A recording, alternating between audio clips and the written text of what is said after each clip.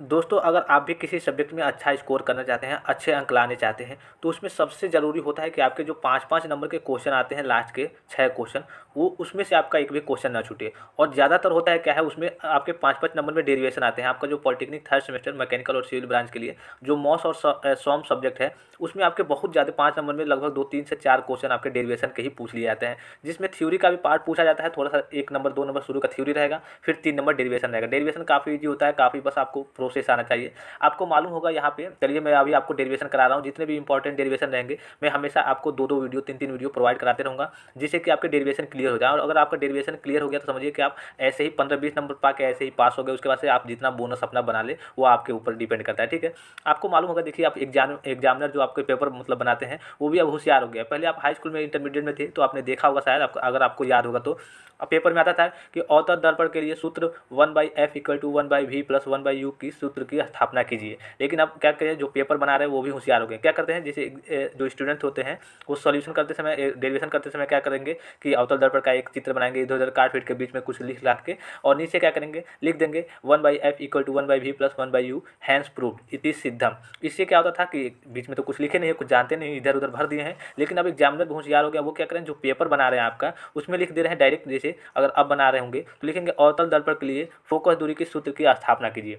अब देखिए इस क्वेश्चन में उस क्वेश्चन में अंतर था। उसमें तो फार्मूला दिया था, नीचे तोड़ मरोड़ के आप फार्मूला लिख देंगे कि हाँ ये आ गया हैज प्रूव्ड। लेकिन अगर आपको फार्मूला मालूम ही नहीं रहेगा, अगर आपको डायरेक्ट ऐसे दे दिया जाएगा तो आप क्या लिखेंगे। तो इसी के चलते हुए काफ़ी जगह, हर जगह ऐसे ही चल रहा है, डायरेक्ट यहाँ पे दे रहा है। यहाँ पे आप देख सकते हैं डेरिवेशन जो मैं कराने जा रहा हूँ, डेरिवेशन ऑफ वॉल्यूमेट्रिक स्ट्रेन, आयतन विकृति के सूत्र की उत्पत्ति। काफ़ी इजी प्रोसेस से बताऊंगा। अगर नहीं समझ में आया तो ऐसा हो ही नहीं सकता है कि मतलब आपको ना समझ में आया, ठीक है। काफ़ी इजी प्रोसेस बताऊंगा, काफ़ी इजी तरीके से बताऊंगा। जितने भी आपके बुक के डेरिवेशन है सबको धीरे धीरे हम कवर करेंगे। देखिए आयतन विकृति के सूत्र में उत्पत्ति, सबसे पहले आपको मालूम चलना चाहिए कि विकृति क्या होती है, ठीक है। तो आपको विकृति मालूम होगा किसी भी वस्तु की, जैसे मान लीजिए कि केवल विकृति की बात कर रहा हूँ, कोई आपके पास छड़ हो गया तो उसको जब आप फोर्स लगा के खींचेंगे तो उसकी लंबाई में जो वृद्धि होगी और उसकी प्रारंभिक लंबाई के अनुपात को हम क्या कहते हैं, विकृति कहते हैं, ठीक है। आप विकृति को अच्छे तरीके से जानते होंगे, यहाँ पे बताने की जरूरत नहीं है, लेकिन फिर भी मैं थोड़ा सा हिंट दे रहा हूँ। यहाँ पे क्या करना है आपको, आयतन विकृति यानी वॉल्यूमेट्रिक स्ट्रेन, आयतन विकृति का फार्मूला निकालना है। आयतन विकृति मतलब कोई आपके पास एक ऑब्जेक्ट होगा जिसकी लंबाई होगी, चौड़ाई होगी, ऊंचाई होगी, मोटाई होगी, तभी तो उसका आयतन होगा अंदर कुछ, ठीक है। तो इसका अभी फार्मूला चाहिए। तो इसका फार्मूला होता है, आपको मालूम होगा, जो आयतन विकृति होती है उसका होता है ΔV/V, ठीक है। ΔV/V मतलब कि डेल्टा वी जो लंबाई आपने खींचा, जो आप फोर्स लगा के आपने किसी वस्तु को, जैसे इसी वस्तु को ले लें हम, ठीक है, यही वस्तु ले लें हम, इसी वस्तु पे हम बात करें। यहाँ पे आपको दिख रहा होगा 2 फोर्स लगे हैं, ठीक है, एक इस साइड में एक इस साइड में, ठीक है। इसको हम खींचेंगे, ठीक है। तो इसको हम जब खींचेंगे तो हो सकता है ये खींच के यहाँ पे, जो यहाँ पे आपका बॉक्स है ये यहाँ तक आ जाए, ठीक है। डॉट डॉट करके यहाँ पे बना दे रहा हूँ, यहाँ तक आ जाए, ठीक है। तो इसमें जो इसके आयतन में वृद्धि होगी, ठीक है, इसका जितना आयतन बढ़ेगा, आयतन मतलब ΔV इसका जितना बढ़ेगा, ठीक है। और जो इसका प्रारंभिक आयतन है, मतलब जो इसका ओरिजिनल आयतन है, इसी के अनुपात को हम क्या कहते हैं, यहाँ पे विकृति कहते हैं, ये भी जो ये लिखा है। लेकिन यहाँ से तो आपको ये मालूम है कि इतना होता है, लेकिन ये जो आपको फार्मूला दिया है यहाँ पे आपको दिख रहा होगा, ये फार्मूला कैसे आएगा, इसी को आपको डिराइव करना है। यहाँ पे काफ़ी इजी प्रोसेस है और हर बार, लगभग हर बार ये क्वेश्चन आपके एग्जाम में आता है। तो इसके 2 तरीके होते हैं। देखिए यहाँ पे फर्स्ट मेथड है बाई एक्सियल फोर्स, एक अक्षीय बल द्वारा। एक अक्षीय बल से क्या मतलब है, जो आपका बॉडी रहेगा उसके जो समांतर यानी पैरेलल जो आपका फोर्स लगेगा वही आपका एक अक्षीय बल होगा। अब देखिए यहाँ पे समझिए आप सीधे तरीके से, मान लीजिए कि एक बल तो आपने ऐसे लगा दिया, ठीक है, ये फोर्स आपको दिख रहा है, इधर की साइड टेंसाइल फोर्स है जो आपका तनाव बल करते हैं, ठीक है, इस साइड लगा दिया। लेकिन ऐसे भी तो हो सकता है आपने इधर भी एक बल लगाया हो और इधर भी एक बल लगाया हो, ठीक है, जो आपका टेंसाइल भी फोर्स इधर भी लगा, लेकिन एक इस अक्ष के समांतर लगाएंगे, एक इस अक्ष के, वाई एक्स दोनों को मिला करके, ठीक है। तो आपको यहाँ पे सिंपली यहाँ पे देखना है, यहाँ पे क्या देखना है, बाई एक्सियल फोर्स। एक्सियल मतलब एक अक्षीय बल, आपको केवल इस टाइप से यहाँ पे टेंसाइल फोर्स लगाना है, ठीक है। यहाँ से एक अक्षीय बल मतलब यहाँ से फोर्स लगा के और इसका डेरिवेशन करना है कि क्या आएगा, कैसे ये आपका फॉर्मूला ऊपर वाला E/1 - 2 म्यू आएगा। यहाँ पे देखिए म्यू में आपको बता दूँ पॉइजन स्थिरांक है। अभी चलिए हम नीचे सारी चीज़ों को डिस्कस करेंगे। सबसे पहले आपको एक क्यूब या फिर क्यूबॉइड बना लेना है। क्यूबॉइड क्यों बनाना है, जिसकी लंबाई, चौड़ाई और मोटाई कुछ ना कुछ हो, तभी तो उसका कुछ आयतन होगा, ठीक है। जिसकी अगर केवल लंबाई चौड़ाई होगी तो उसका सही से आयतन नहीं हो पाएगा। मान लीजिए कि एक लाइन आप बना देंगे ऐसे, तो लंबाई चौड़ाई ऊंचाई आपकी तीनों होनी चाहिए। तो यहाँ पे देखिए माना वही चीज़ हम लिखेंगे जो आपने यहाँ पे फिगर में दिख रहा है, बस आपको फिगर याद रहना चाहिए और कुछ याद करने की इसमें ज़रूरत नहीं है। माना चित्र में एक आयताकार काट दिखाई गई है जिसकी लंबाई l, ठीक है, लंबाई आपको l दिख रही है यहाँ पे, ठीक है, लंबाई l, चौड़ाई b, यहाँ पे चौड़ाई b आप किधर भी मान सकते हैं, लेफ्ट राइट, अपने फिगर के ऊपर, आपके फिगर बनाने के ऊपर डिपेंड करता है। तथा मोटाई t है, ठीक है, मोटाई या फिर ऊंचाई की या फिर पूरी मोटाई t है। तथा इस आयताकार काट पर टेंसाइल एक्सियल फोर्स लगाया गया है। टेंसाइल एक्सियल फोर्स मतलब यहाँ पे ध्यान दीजिएगा, तनाव एक्सियल एक अक्षीय बल लगाया गया है, ठीक है। अब देखिए यहाँ पे लेट, हमें मान लेंगे लेंथ क्या है L है, विड्थ क्या है मतलब इसकी चौड़ाई B है और थिकनेस मोटाई क्या है T है। अब देखिए पॉइजन रेशियो आपको मालूम होगा म्यू, जो आपको म्यू दिया है Poisson ratio. Poisson ratio finally होता क्या है ये पहले आप समझ लीजिए थोड़ा सा। यहाँ पे पॉइजन रेशियो के बारे में काफ़ी स्टूडेंट होंगे जो कन्फ्यूजन में होंगे। आपको मालूम है आपके पास ये कोई यही बॉडी ले लीजिए, आपके पास ये कोई बॉडी है, ठीक है, ये कोई बॉडी है। तो जब इसके पे आप फोर्स लगाएंगे, इसको बॉडी ऐसे बॉडी मान लीजिए ये कोई बॉडी है, ठीक है, आप इस पे जब फोर्स लगाएंगे, इधर की ओर फोर्स लगा रहे हैं टेंसाइल फोर्स, ठीक है, तो इसके जब फोर्स लगाएंगे तो इसके मान लीजिए कि आपने फोर्स लगाया पहले यहाँ था, फिर क्या हो गया फोर्स लगाने के बाद यहाँ तक आ गया, यहाँ तक आ गया, ठीक है, तो यहाँ तक हो गया तो इसके लंबाई में वृद्धि तो हुई, लेकिन क्या होगा इसके जो व्यास है, इसका जो व्यास है मतलब चौड़ाई है, इसमें थोड़ी सी क्या होगी कमी होगी। आपको मालूम है जब भी आप खींचेंगे तो इसका व्यास क्या होगा, इसका जो व्यास इतना है अब इतना ही रह जाएगा, इतना पतला होता जाता है। तो इसी को कहते हैं, जैसे मान लीजिए कि अगर सपोज करिए कि ये आपका 3 सेंटीमीटर, ये आपका 3 सेंटीमीटर आपने इधर खींचा, ठीक है, तो 3 सेंटीमीटर खींचा तो ये भी उतना ही ये नीचे आता है। मतलब जितना तुम भाई इधर भागोगे, जितना तुम इधर भागोगे मैं भी इतना इधर आऊँगा। वैसे होता है कि जैसे मान लीजिए कि कहते हैं ना कि तुम जितना खाओगे, मतलब बारात में कह जाते हैं कि तुम जितना खाओगे मैं तुम्हारे से ज़्यादा ही खाऊंगा या फिर तुम्हारा इतना खाऊंगा। मतलब वो फिक्स हो गया यहाँ पे कि तुम जितना इधर जाओगे, तुम जितना आगे की ओर बढ़ोगे मैं भी उतना नीचे की ओर आऊँगा। तो ये इसी को कहते हैं पॉइजन अनुपात। मानो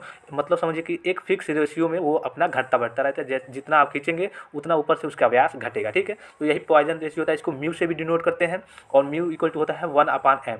म्यू से डिनोट कर सकते हैं या फिर म्यू इक्वल टू 1/m से इसको डिनोट कर सकते हैं। तो वही यहाँ पे पॉइजन रेशियो, बस इसको आपको मान लेना है, ठीक है। 3-4 चीज़ें आपको मान लेनी है, उसके बाद से आपको नीचे चला आना है। नीचे चल देखिए हम जानते हैं वॉल्यूम इक्वल टू आयतन इक्वल टू क्या होता है। हमें तो यहाँ पे देखिए हमें क्या निकालना है, हमें v आपको जो आपको निकालना है, मान लीजिए कि ई आपको यहाँ पे निकालना रहता है ई वी इक्वल टू क्या निकालना रहता है ई इंटू, चलिए इसको मिटा लेते हैं पहले, E V equal to delta V upon V होता है, ठीक है। तो हमें v निकालना है, उसके बाद से डेल्टा v, उसके बाद से हमें नए सूत्र की स्थापना करनी है। तो v इक्वल टू क्या होता है, हम जानते हैं क्यू का यहाँ पे क्या होगा, v इक्वल टू देखिए v equal to L into B into T, लंबाई गुणे चौड़ाई गुणे मोटाई, ठीक है। तो v का यहाँ पे निकल गया। अब देखिए v के बाद से हमें क्या निकालना है, हमें डेल्टा v का मान निकालना पड़ेगा। तो डेल्टा v के लिए हम क्या करेंगे, यहाँ से हम इसका आंशिक अवकलन करेंगे। अगर आप मैकेनिकल के स्टूडेंट होंगे तो आप तो कर सकते हैं, सिविल के स्टूडेंट होंगे थोड़ी सी प्रॉब्लम होगी। क्यों प्रॉब्लम होगी, सिविल में अप्लाइड मैथमेटिक्स थर्ड नहीं है, मैकेनिकल में है, काफ़ी स्टूडेंट पढ़े होंगे।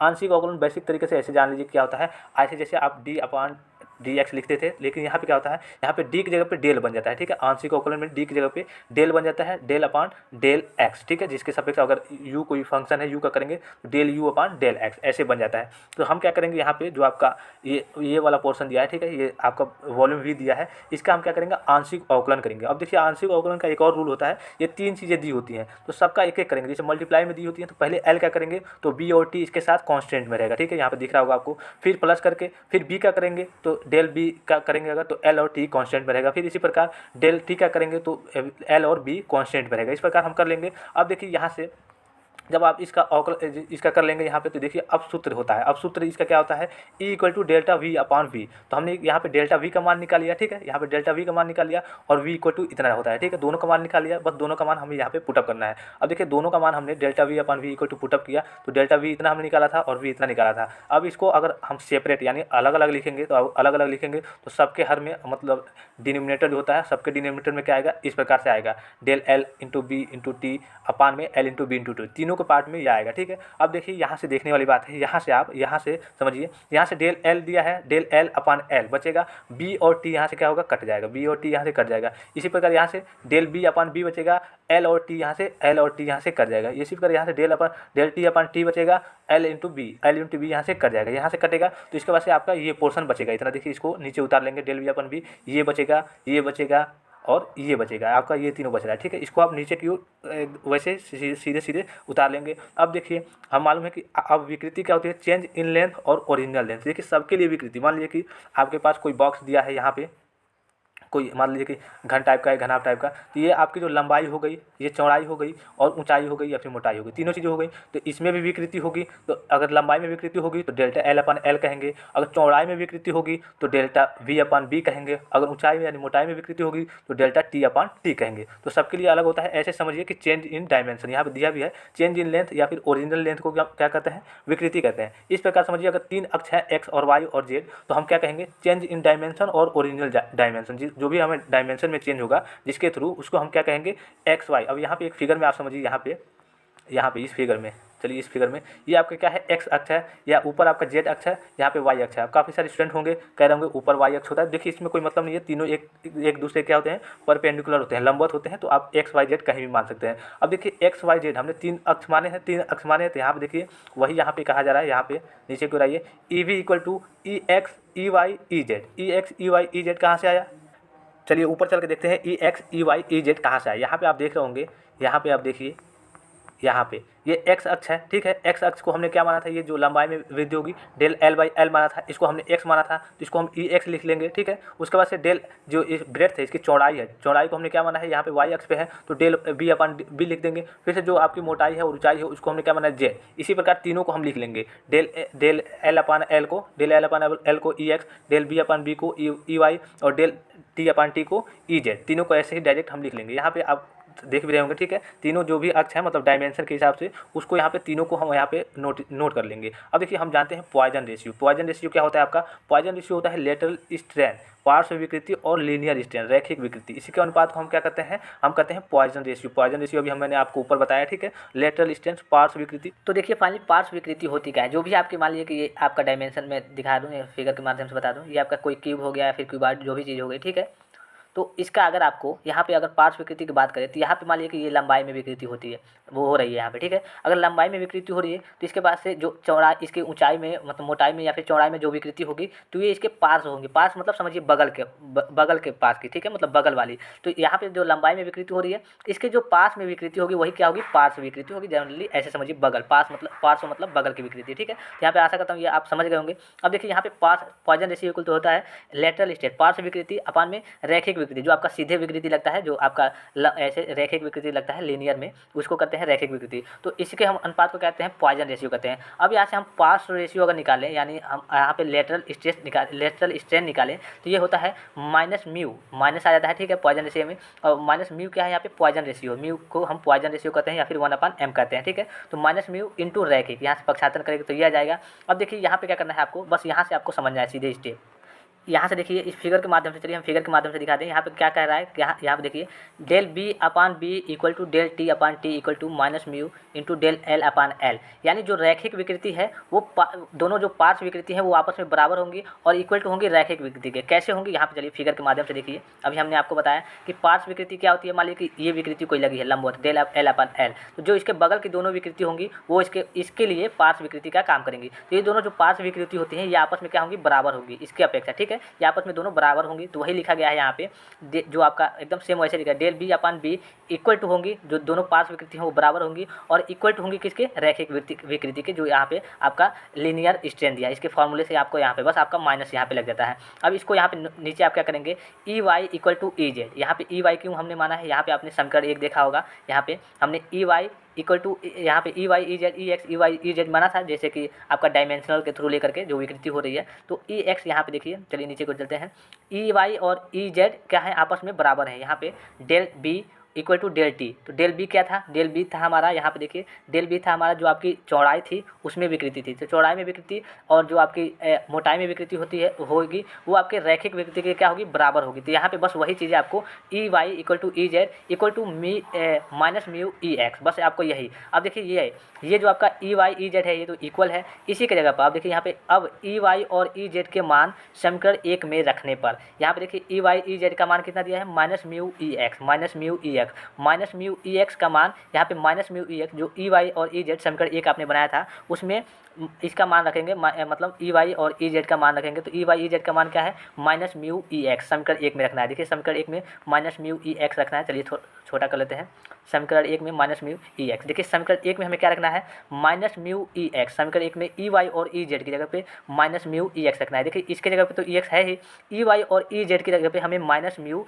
ई एक्स रखना है, ठीक है, माइनस म्यू ई एक्स रखना है। तो चलिए यहाँ पे जब रखेंगे आप देख सकते हैं डायरेक्टली, माइनस यहाँ पे रखेंगे, माइनस ई भी इक्वल टू हो जाएगा माइनस ई एक्स, और यहाँ पर सॉरी ई x minus mu E x minus mu E x. हमें क्या रखना था, ई वाई और ई जेड की जगह पे माइनस म्यू ई एक्स रखना था। तो यहाँ पे आप इसको ई एक्स को कॉमन लेंगे, यहाँ पे ई एक्स को कॉमन लेंगे तो 1 minus mu minus mu, 1 minus mu minus mu, तो माइनस म्यू माइनस 2 म्यू हो जाएगा। तो E V equal to E X into 1 minus 2 mu, या E V equal to E X 1 minus 2 upon M. यहाँ पे mu को क्या लिखते हैं, 1 अपान 1/m, मैंने पहले बताया म्यू क्या लिखते हैं 1/m, तो यहाँ पे हो जाएगा ई वी। यहाँ पे देखिए ई क्या है, विकृति है, ठीक है, ई क्या है, ई वी जो आपका पूरा दिया है, ई वी क्या है आपके पूरी विकृति है, तो ई वी इक्वल टू हो जाएगा ई एक्स 1-2m। यहाँ पे ई वी इक्वल टू क्या हो जाएगा ई एक्स 1-2m। यही आपका फॉर्मूला सिद्ध करना था। ऊपर देखिए आपका जो फार्मूला सिद्ध करना था आयतन विकृति के लिए, तो आयतन विकृति इक्वल टू होता है डेल्टा वी अपान वी, और डेल्टा वी अपान वी से ई इंटू 1-2 म्यू, आपको जो म्यू इक्वल टू होता है 1/m पॉइजन रेशियो, यही आपको सिद्ध करना था। तो आपको बस इसमें कुछ नहीं करना है,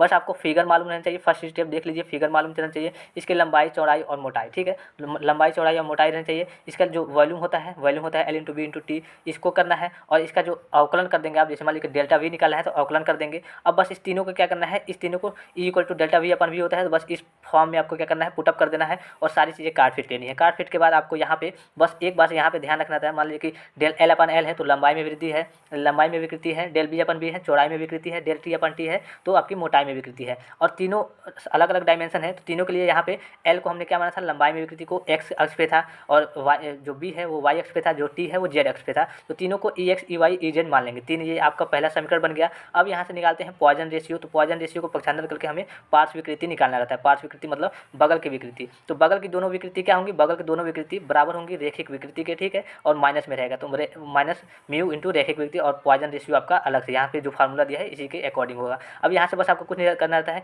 E Y equal to E Z होता है, और E Y equal to E Z equal to minus mu E X, इसी का मान बस आपको ई वाई और ई जेड का मान समीकरण 1 में पुटअप कर देना होता है। समीकरण 1 में पुटअप करेंगे तो आपके पास इस प्रकार का जो आएगा निकल के मान, तो यहाँ पे आपको बस ई एक्स कॉमन ले लेना होता है। कॉमन लेंगे तो आपके पास E V equal to A X into 1-2/m आ जाएगा। यही आपको फार्मूला सिद्ध करना था, बस बेसिकली इसमें कुछ था नहीं, खास था नहीं। इसके बाद अगर आप कमेंट करेंगे आपको अच्छे अच्छे जितने भी फार्मूले, हाँ इसका पीडीएफ आपको टेलीग्राम से मिल जाएगा, आप टेलीग्राम से भी जा करके डायरेक्ट इसको ले करके वहाँ से अपनी स्टडी को कर सकते हैं। काफ़ी ईजी प्रोसेस है और काफ़ी बढ़िया तरीके से पीडीएफ बना है। ऐसे पीडीएफ आपको कोई बना के नहीं देगा। सारे जितने डेरिवेशन है कहेंगे तो सारे डेरिवेशन का हम पीडीएफ आपको बना के देते रहेंगे, प्रोवाइड करते रहेंगे, वो भी जल्द से जल्द। मतलब आपका एग्जाम भी काफ़ी करीब आ गया, तो जल्द से जल्द जितना जल्दी कहेंगे हम आपको इसके पीडीएफ बना के देंगे। फिलहाल आज के लिए इतना ही। अगर वीडियो अच्छा लगा हो तो लाइक और सब्सक्राइब और चैनल को शेयर कर दीजिएगा। धन्यवाद, थैंक्स फॉर वॉचिंग। मिलते हैं नेक्स्ट वीडियो में।